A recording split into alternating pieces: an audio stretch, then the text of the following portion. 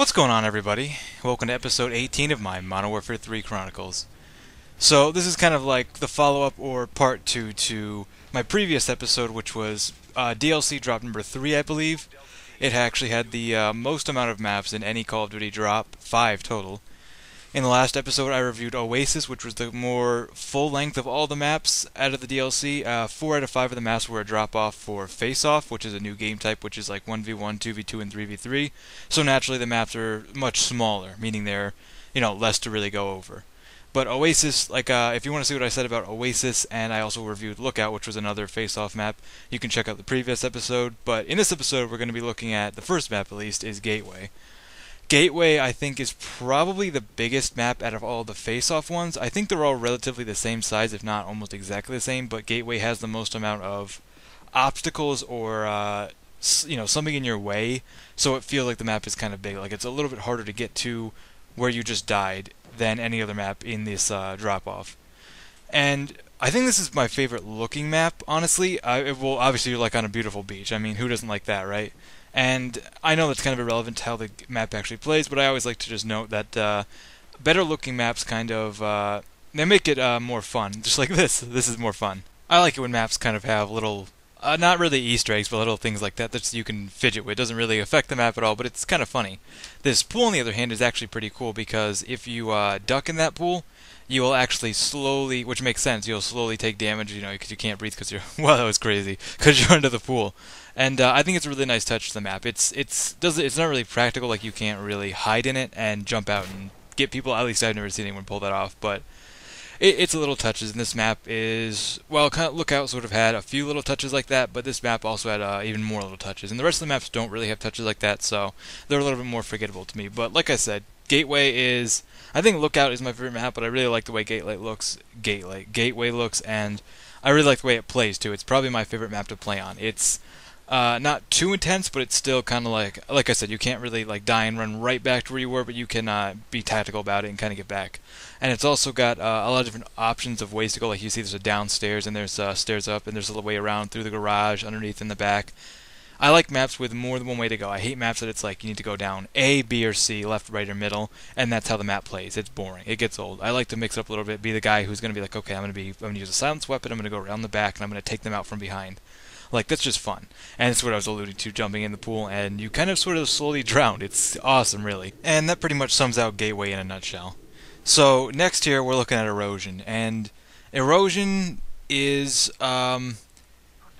it kind of reminds me almost, I don't really mean to compare this game to Halo all the time, but it kind of reminds me of a way a Halo map would be set up. Like, I could picture this map being remade in Halo almost, and it would play very well. That's at least the way I would look at it, because it almost has 3 levels to the entire map, except there's only really 2. There's kind of like a lower floor where you can go through a couple tunnels, and the upper floor that I'm on now.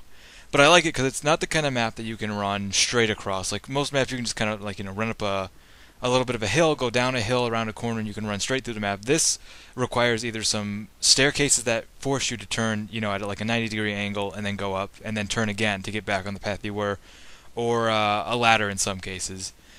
And I also like it. This kind of side of the map right here, actually, where I am right now, is like the corners of this map. You don't see a whole lot of people on. Everyone kind of gravitates toward the middle. It's just the way they sort of play, and all these maps kind of they don't cancel out camping so much, but it's very difficult to camp on a map this small. But see, like that room right there, like almost that's a room you'll spawn in, but everyone immediately runs out. No one, well, obviously staying in there would be a bad idea because you're just asking for grenade spam, but it kind of like everyone sort of gravitates to the middle of the map anyways, and when I get to the middle, it'll be obvious why most people gravitate there, but I kind of like the way this map kind of goes up, down. It's kind of like got holes in it, and then it's very difficult for me to explain exactly why I like it if you can't. I mean, if you're like kind of lost, like, what is this guy talking about? But I just kind of like the way it's not like most of the Call of Duty maps. I feel you can just run kind of straight through. There are some hills on some, and some cliffs, and some places you have to climb up to. But other than that, it's kind of usually like a straight run through. But this map kind of feels like it. You can't really do that. It feels like if you could picture a room, a solid square room, and then like square rectangles kind of going up and down on all different angles and all different levels. That's kind of what this feels like, this whole map. And then some of it just has staircases in between. And this middle room here is what I was alluding to, where it's kind of got like, I'll go back in it later, it's got two ladders where you can kind of climb up, and it's kind of got like a lookout point that you can look out most of the ways, but you can't really cover all ways on any side of this map. So, it, like I said, it kind of eliminates camping, and you can hold down a position, but you can't really camp it, per se. At least I haven't run into anything like that where I couldn't, force someone out with some grenades or some flashbangs and get in there. But that's kind of the nature of these maps, and I like that. I really do like that. It keeps the game moving, and it keeps it kind of a little bit on the intense side. This probably isn't the most intense map, but this is probably like the second most intense map to the next one that I'm about to go over. But overall, I like this map. It doesn't really shout out anything to me. I like it for like the reasons I just explained, but I don't.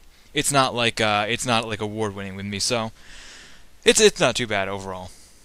So the next and final map that we're going to be looking at is Aground. I hope I'm pronouncing that correctly, Aground. Now, Aground is, it almost reminds me of the ship level from Call of Duty 4, but it's absolutely nothing like that. It just kind of, it gives me the vibe of that. But it is, I do like the whole, like, not really like, grounded ship, like the ship's all broken and it's on land now. It's kind of got that like almost a spooky kind of feel to it, even though it's pure daylight and it's not really a scary map at all. However, this is probably the most intense map out of all the maps for Face Off, and it's intense because sometimes you'll spawn like looking right across at the enemy team. There are two kind of places to stay. It's sort of like this side or the other side. When I get over there, you'll see. It's sort of like a long to mid-range sort of map. You don't usually get closer. If you do, it kind of gets a little messy. It's mostly kind of like an assault rifle to sniper rifle sort of map. Since none of the other maps really accommodate sniper rifles too well, and most of the maps would be suited off better with a submachine gun. But this map is kind of sniper rifle, assault rifle, and it is probably the most intense map. I could probably see like MLG games being played on here, or really hardcore games of team deathmatch. Kill confirm is kind of annoying because, like I said, it's long range, so you don't really want to run through to get the tags. And maybe like a game of search and destroy. No, well, no, I don't think search and destroy would work, but definitely team deathmatch. Domination would be really hectic, but team deathmatch is definitely a solid one. Most of these maps really only work with team deathmatch, and some of them work with kill confirmed, which are both killing-based games. Maybe something like Team Defender, but then again, it's a little bit campy. I think like maybe a 2v2 game of Capture the Flag could also be a lot of fun on this map, but unfortunately, Call of Duty doesn't put a whole lot of fun game types like that in there. It often comes down to team deathmatch a lot of the time, which, admittedly, I do like, but I would like variety occasionally, since there are quite a few game types in this game. And I don't think I really have a least favorite map here. I wouldn't call this my least favorite map. Out of all the maps, I think I might say Erosion is my least favorite, even though I just told you about everything I liked about it. But this map is really cool too. Every map has something cool to look at on here, and every map plays well and is suited to a certain type of gameplay or a specific type of game type, which is good. I really like that. It makes it so you don't just copy and paste a map and it's like, oh well, all we can play is team deathmatch and it's just the same kind of run and gun SMG game. It would have been cool if you could have climbed up here or something, but other than that, it's got quite a few little places you can run in and hide, snipe from, and not really so much a camping map because people can kind of sneak up on you around the side and get you good. So, out of all these maps, I think this is the one I've played the least, but this is the one I've also had the most intense games on, which make for fun games. Kind of when I'm sort of like, well, this is kind of intense, and it's enjoyable in that regard. So, kind of wrapping up all the maps here. This has been the biggest DLC drop Modern Warfare 3's ever seen. It was, like I said, half of them were kind of like smaller sized maps, which kind of pass off, but really, I really enjoyed these maps, and it was a pretty good DLC drop. This is probably my favorite DLC drop overall because there's so much variety. Even if I don't particularly love one of these maps, other than Oasis being a really good domination map, I really did enjoy them all as a whole. So, feel free to let me know what you guys think about the maps. I pretty much like them. I'm happy with it, and that'll do it for me. So until next time, I thank you guys for watching, and I'll catch you later.